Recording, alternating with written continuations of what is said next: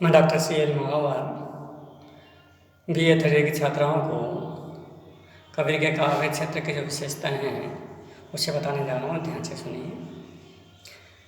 कबीरदास भक्तिकालीन काव्य के निर्गुण भक्ति धारा के सर्वश्रेष्ठ संत कवि थे।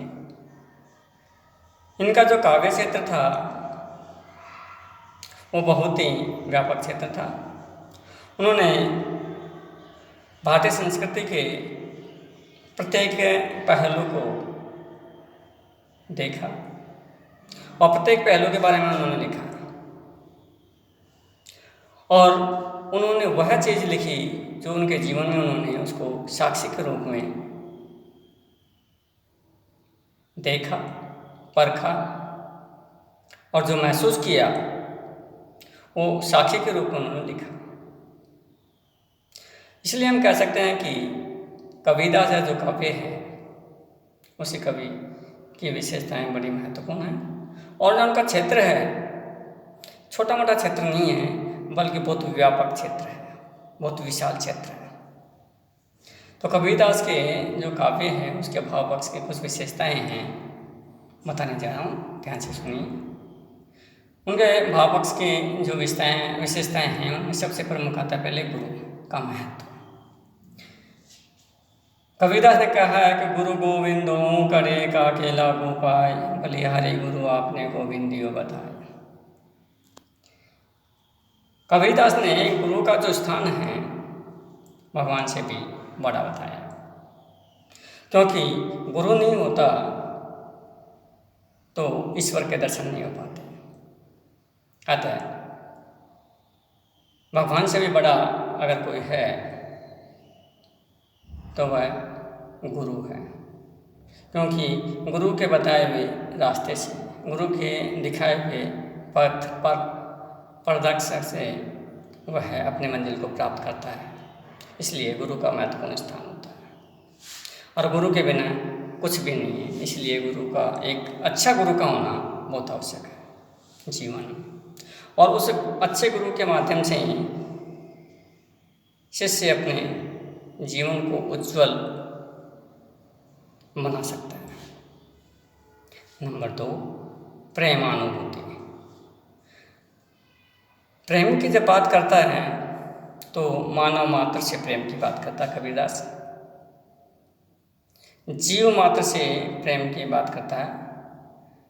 प्रेमानुभूति ये है अनुभव से यानी हृदय से प्रेम किया जाता है, भारी तो दिखावा पर नहीं किया जाता। प्रेम वह चीज़ है जिससे कि कठोर से कठोर व्यक्ति को भी या पत्थर दिल है उसको भी पिघला सकते हैं। अतः प्रेम में वो ताकत है कि वह निर्दयी और क्रूर व्यक्ति को भी सहज और सरल बना सकता है। तब प्रेम की अनुभूति हृदय से होनी चाहिए। नंबर 3, विरहानुभूति। भगवान से मिलना यानी प्रेमी प्रेमिका से मिलना।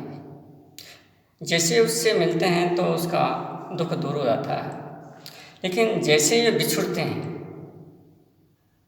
तो विरह की अनुभूति होती है, एक दुख होता है, एक कठिन मुसीबत की घड़ी आती है, वो अनुभव किया जाता है हृदय से, मन से।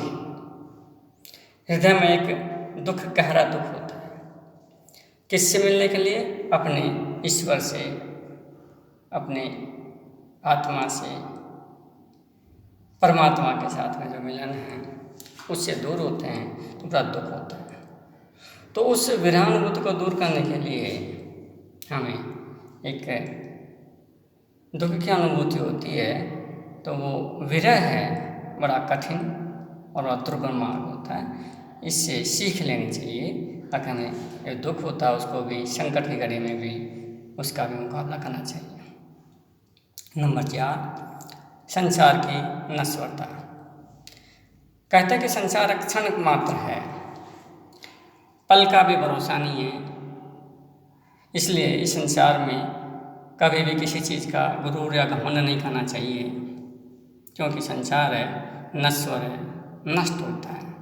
जो आया है, जो जन्मा है, वह निश्चित रूप से नष्ट होगा, कोई पहले तो कोई बाद में। इसलिए संसार नश्वर है, अर्थात संसार में जो भी आया है वह नष्ट होता है, यानी उसका अंत जरूर है।